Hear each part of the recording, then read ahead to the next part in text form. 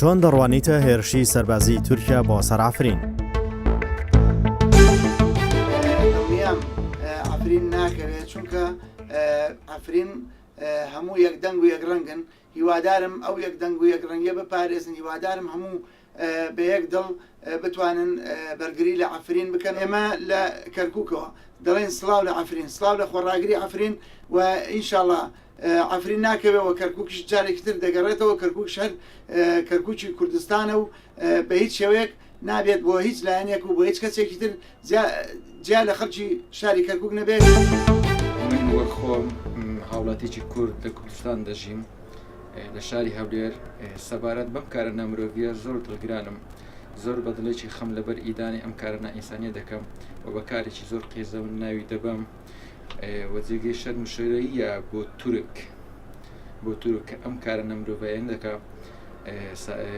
بۆیە پێویست دەکات لەسەر هەموو کوردێک کە هەڵوێستە بکەن بۆ سەر ئەم کارە نەمرۆڤایی کە وڵاتی تورکیا دەیکات. دەجێکی ڕۆژئاوا ئەس بم ئەف عێریشا سەر عەفرینێ